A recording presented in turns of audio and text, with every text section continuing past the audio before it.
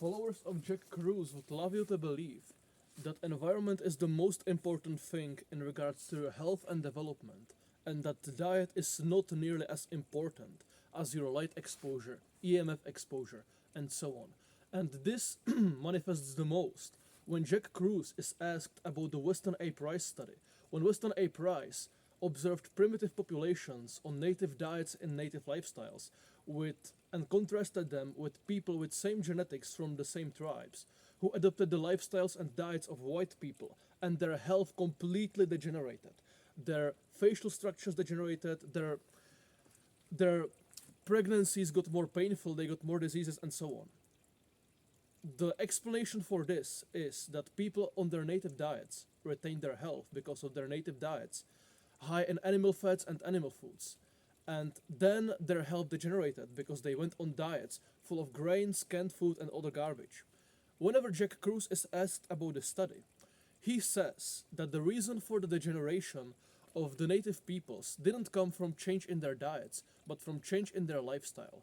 As in, the primitive people might have stopped consuming their native diets, but the real reason why most of their health degenerated, their facial structures degenerated, their pregnancies got harder, and everything, is because they changed their lifestyle and they lived inside more than outside and were exposed to more, I don't know, artificial lighting, less sunlight. They weren't grounded as much anymore, and so on. Therefore, he claims that the generation of these people from Western Ape Rice study is because of the environment and not driven by diet. However, I am here to debunk this claim. And at the end of this video, I believe that you will no longer believe that there is so little importance of diet as Jack Kruse would like you to believe. And I will debunk it with a simple experiment called the Pottenger cats study. Pottenger's cats study was a study where it was pretty similar to Western Ape Rice study, but there were less controls, you see. Jack Kruse likes to say it's not about the diets. Look at the controls. I mean, there weren't controls for light environments, so I can just say it's light, not the diet. Well, Pottenger's cat study was a study where they took cats, several groups of cats with different diets. They put them in the same dens, in the same environment, in the same light environment. All of these cats were outside, in dens, in sunlight, and had the exact same environment. All of them. And the differences between the groups of cats were some of them were fed raw meat, some of them were fed cooked meat, some of them were fed pasteurized milk, some of them were fed raw milk, some powdered milk, some cooked meat with raw milk, some pasteurized milk with cooked meat, and so on. A lot of groups of diets, a lot of generations of cats on these diets, and he changed those diets around even, as in he fed cats on cooked diets. After several generations, he would feed them raw diets. He had groups, subgroups, very big study. All of the environment, everything about all of these groups of cats was the same, except the diet. All of them were in sunlight. The cats fed raw diets developed and retained their health absolutely perfectly. Strong, healthy cats just continuing on their existence. They were energetic, they were well developed, normal cats. Cats fed cooked meat, pasteurized milk, powdered milk, and other food destroyed by either processing or heat. They degenerated. Over several generations, cats fed not on the raw diets but on cooked diets degenerated. As in, the males became more feminine, the females more masculine. The children, the cats had less developed faces, like weaker skeletons, weaker bones, more fractures. As if you would then someone with no jawline, with unattractive face, that was an equivalent of a cat from that study fed raw meat. I mean cooked meat. Cats fed on cooked foods basically developed terribly, and we could compare it with the people in the Western Ape Rice study, when the people who adopted shit diets developed terribly, and the cats adopting cooked rather than raw diets developed terribly as well. In the Western Prey study, you can say it was because of the light environment, but in the Pottenger's cat study, you cannot, because there was no other change than the diet. Let that sink in. Identic EMF exposure. I didn't take grounding. I didn't take sunlight exposure. I didn't take cold exposure. I didn't take everything. Maybe some genes were different. But only changing if the diet was cooked or raw could determine if the bloodline of the cat will live on or literally degenerate and get to the point of not being able to reproduce in 5 generations. Now let's assume that environment is incredibly important and sunlight is incredibly important and that all is true. However, if you can only change one variable, the diet, and it can literally cause a group of cats to go extinct over 5 generations only because of diet, then that will tell me that diet has incredible importance, which could even be put above the environment, because the environment absolutely didn't save the cats. The diet did. Actually, which is very interesting. When they took the cats, which were dying of absolutely terrible development, just completely destroyed in their yeah, whatever. When they took cats fed on cooked diets for several generations who were about to not be able to reproduce, and they started them feeding them raw meat and raw milk again, then these cats reversed the degeneration from their cooked diets. So, again, groups of cats in the identical environment, you can destroy a bloodline only by changing their diet alone and not touching their light environment at all. And then when that bloodline is at the brink of extinction, you can save it and put it back over several generations into perfect health and development by changing nothing but their diet. This tells me that the diet is incredibly important for your development, more than your environment. Now, another thing is about the Western price study, which Jack Kruse seems to ignore. How was the name? Oh, before I move to the Western A price study and put a final nail in the coffin in Jack Kruse's hypothesis of the degeneration being driven by light and not diet, let's also talk about the, how do you call it? I'm not sure. Litter is either like small cats, like kitties, or it's like the shit of the cats. I'm not sure if litter is like shit of the cats or if it's the offspring, but let's just say shit of the cats. When they took manure, let's say manure, even though they are not agricultural animals, and I doubt that it's called manure for fucking cats. I'm spoiled by working on farms too much. Sorry. When they took manure of the cats fed raw meat and they tried to fertilize soil with it, so some plants will grow in it. Plants grew from the fertilized soil, from the raw meat cat's manure. When they did the same thing and they collected the manure from the cooked meat cats, nothing would grow in that fertilized soil. Nothing. Only thing which would grow would be like some beans. But they didn't try feeding the raw beans versus cooked beans, I mean the fertilized soybeans, to animals and see if it was like edible or had. They didn't study the nutrition in these beans. If eating raw versus cooked meat literally changes if a manure of an animal can fertilize or not fertilize a soil, where the hell does even light and environment play a role in this? They all were in perfect light environment, and you see the fertility of species' manure and the complete degeneration or reverse of degeneration of an animal completely driven by diet alone. I've stressed this point enough. Now we can move to the Western A price study, in which there is a thing which Jack Kruse likes to ignore, and that is the Maasai and the Kikuyu. Kikuyu was a tribe which was living in Africa in very similar conditions as the Maasai. They basically had the same light environment. They were grounded outside in tropical sunlight 24/7. Basically the same environment. The only difference was that the Kikuyu was a tribe which was very agricultural and ate a lot of plants. They did a lot of farming, they did whatever. And Maasai were pastoralists who ate mostly raw meat, raw milk, and raw blood. Maasai were very superiorly developed compared to the Kikuyu. The same light environment in the tropical sunlight. Yet one group eats mostly an agricultural diet, and the other group eats raw meat, raw milk, raw blood. Maasai were taller, had stronger jawlines, and dominated the area, while Kikuyu had worse development, they were shorter, and worse off than the Maasai.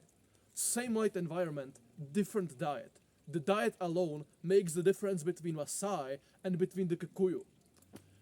Pottenger's case study, the same environment, different diets. The diet alone makes difference between saving or completely destroying a bloodline. Diet alone. Now, in the Western A Prize, I'm not sure if it was in the book as well, but it was in the documentary, which was written about the studies of Pottenger and Western A Prize by the Price Pottenger Foundation. There was this case of two twins. I don't know where exactly they lived, but they lived in the exact same household. They were twins. Twins living in the exact same household. Again, the same conditions, the same environment. One of them ate an ancestral diet similar to the diets of people which Western A Price studied, the primitive ones. And the other guy ate some modern diet. I don't know what was implied by the modern diet. If it was canned food, if it was whatever. The point is, they had the same environment, same genes, lived in the same house, but they ate different diets, which was the sole different thing between them, and one of them had worse developed face than the other one. Again, diet was the only thing which influenced this, because all other factors were the same.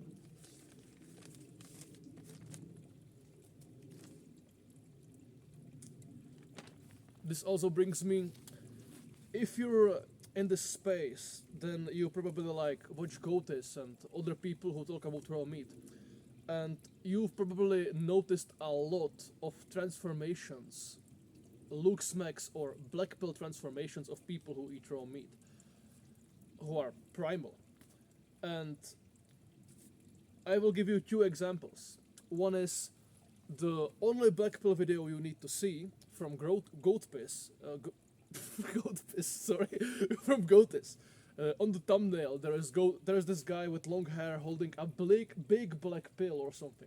If you skip the whole video and you look at the last 5 minutes of the video, you see people before and after they ate raw meat for a significant amount of time. You see people with very badly developed faces, a lot of acne, basically a lot of health problems, and undeveloped, usually short, undeveloped bone structure in the face. And afterwards, excuse me. Afterwards, there are shown pictures of these same people with more developed faces, less acne, more attractive basically. They changed a lot about their looks, basically from eating raw meat.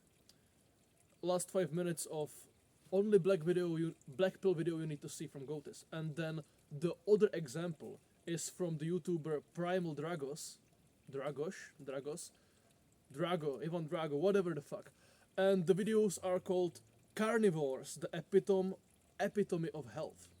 In these videos, you again see people with very unattractive people who become attractive after considerable amounts of time of consuming raw meat.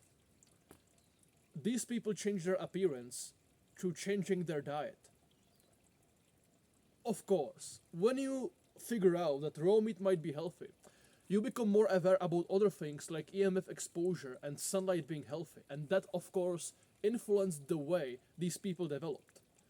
But mostly, it's about diet.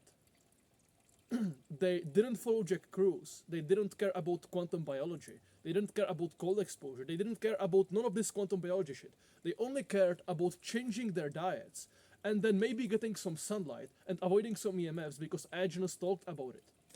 And they completely changed their appearance. You see so many transformations of people changing how they look just from changing their diet. Again, no environment. Of course, they changed their environment somewhat, but the main focus was the diet, and it did wonders for them. Now, have you seen similar transformations from quantum biologists? Have you seen, like, someone talking about, oh yeah, I followed Jack Kruse in puberty, and it made me grow taller and develop more masculine face or whatever? you can clean acne by getting sunlight, and you can get better sleep by following Jack Kruse and avoiding blue light. But you will not achieve greater physical development, which you will from following a raw animal-based diet.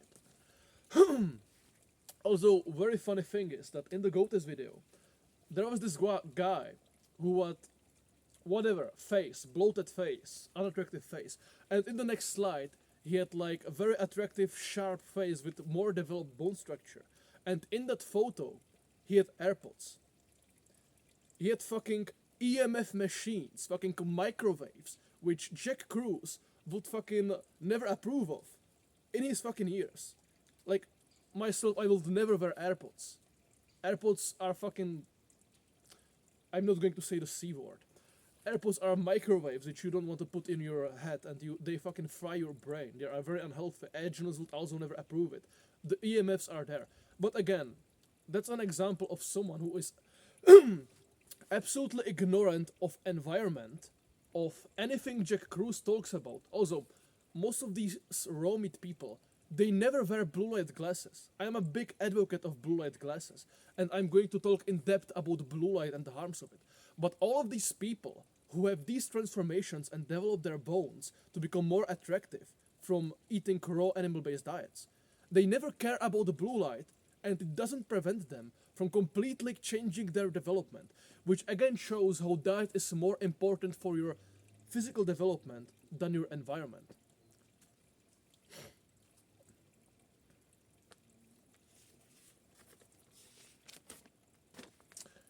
I'm not going to edit this video because I'm not here to make videos and to edit. I'm here to say some points. You can skip, whatever. Now, what will be the explanation of quantum biologists, aka followers of Jack Kruse, on people achieving these transformations and the cats achieving these transformations and etc. through diet alone and not through environment? Well, I actually talked about this with some quantum biologists, and it was a private conversation, so I will not say the name. If I ever say someone's name, it's someone with whom I discussed publicly in the comments or something, but this was private email discussion. I asked someone, and he was like, oh yeah, okay, so these cats, actually, if I'm not saying the name of the quantum biologist, then I can say what did he say in the discussion, as long as I'm not doxing him. Okay, so I brought up the Pottenger's cat study in private conversation with an anonymous quantum biologist. And instead of replying why, from the point of view of the quantum biology and Jack Kruseoids, the thing which happened, instead of addressing why the diet alone changed these cats, he was like, bro, stop caring about diet. You seen the people in Weston A. Price study. They all ate completely different diets, but were all healthy. Therefore, it's not because of their diets, but because of their light environment. And then he literally said that Jack Kruse is more important than Agenus, because whatever Agenus came up with, Jack Kruse came up with few, but in the lens of biophysics. And then he said something which really pissed me off and convinced me I have to make this video. He said something along the lines of Jack Kruse figured everything which Agenus did, and then he proceeded to run 1000 laps around Agenus. Fuck off.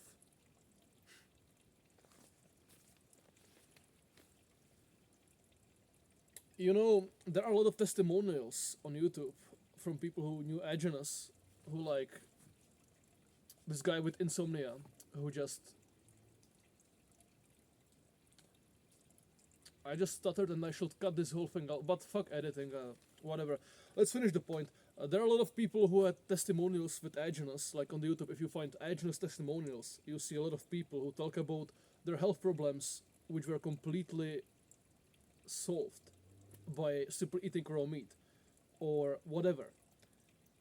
There are a lot of people with, even if in the Primal, in the Primal Dragosh videos, carnivores, the epitome of health. You can see people with completely destroyed health who completely fixed their health with diet. And I agree with a lot of teaching of Jack Kruse help your life a lot. But there is just so many people who completely save themselves and completely change the trajectory of their life. People who literally get rid of fucking type 1A diabetes. I don't know, fucking diabetes. I don't know about the fucking strains of diabetes because I never had diabetes. I just don't care. But there are people with incurable diseases, with such fucking health problems, who simply fix it by eating raw diet. And never being completely ignorant of anything which Jack Kruse talks about. And the impact I've seen works of Aeginus doing on people is just way stronger than the impact of works of Jack Kruse on people. People who follow Jack Kruse, oh yeah, I moved into the tropics and that removed my acne and improved my digestion. Oh yeah, I started wearing blue light glasses and my sleep got better. That's mostly about it. People on fucking Primal diet, oh yeah, I was fucking 50 kilograms and now I'm fucking 90 kilograms. Oh yeah, I was fucking dying of this thing and now I'm not fucking dying.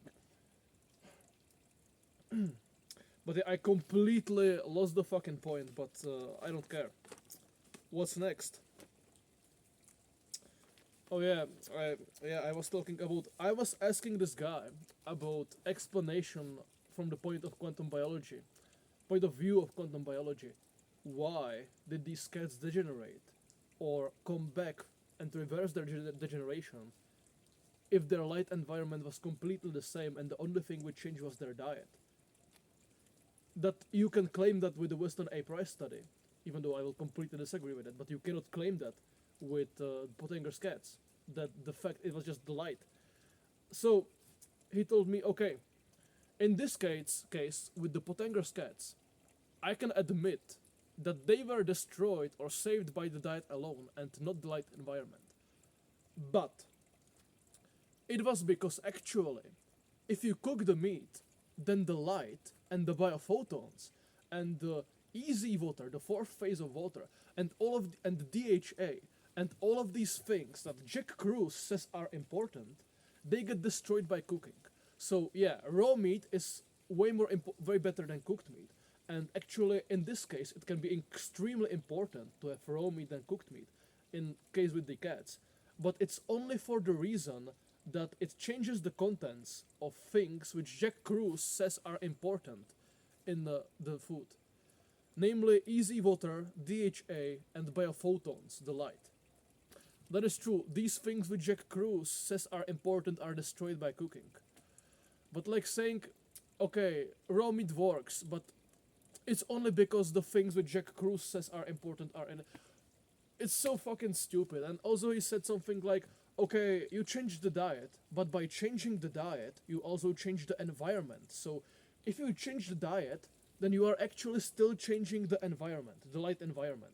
Because you are changing the light in the food, so it's still an environment change. So even if you change the diet, then you don't get to say that diet is important, because the diet is environment. So you only get to care about the environment anyway. That's literally what he said. And that's like if I said, like, imagine I stabbed someone to death with a knife, and I would be judged for stabbing someone with a knife. And I was like, in the courtroom. Sorry. You know, I'm cold because, as you see, I do quite a lot of cold exposure. Like, I do some cold showers, I walk outside in a shirt because Jack Kruse is healthy and I somewhat do it. But I get fucking mucus and cold all the fucking time. I should fucking stop. Whatever. Okay, I don't do it because Jack Kruse told me to. I do it because I find it kind of fun to be more cold adapted. Although I don't believe there are as much benefits to it as someone who follows Jack Kruse would say. Actually, the real reason I was in a shirt was because before I was walking uphill and I got very hot and I wanted to cool down, so I got rid of my clothes so I could cool down. Now I get to warm up. I intelligently seek a comfortable temperature instead of freezing to death like an idiot. Idiot.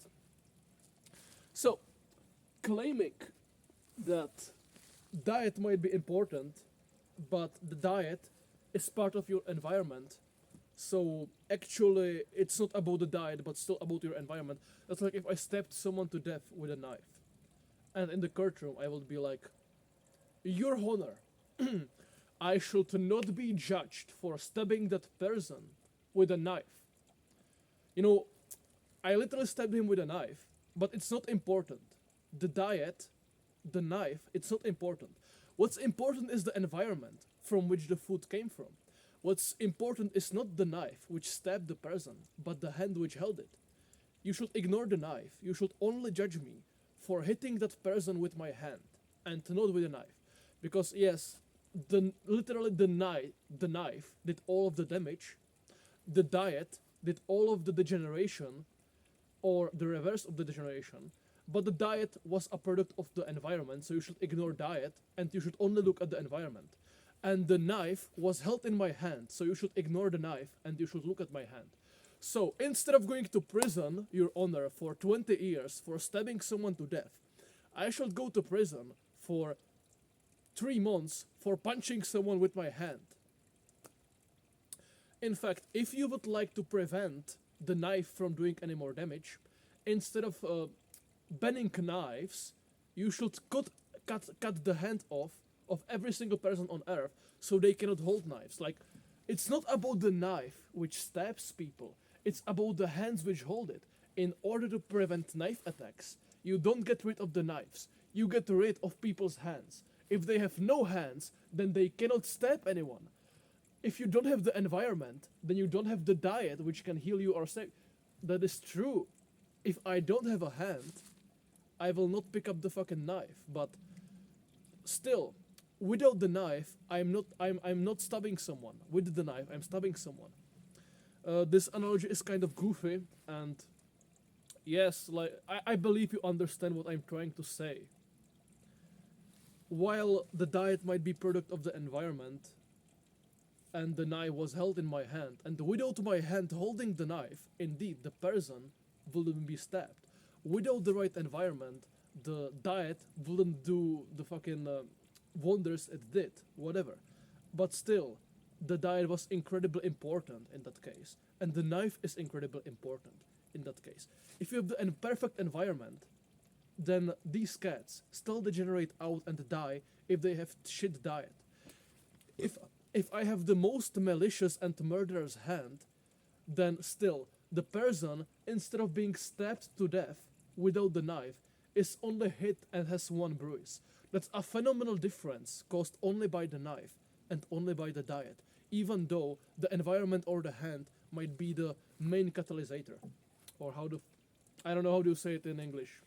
In Czech, it's like fucking catalysator, whatever.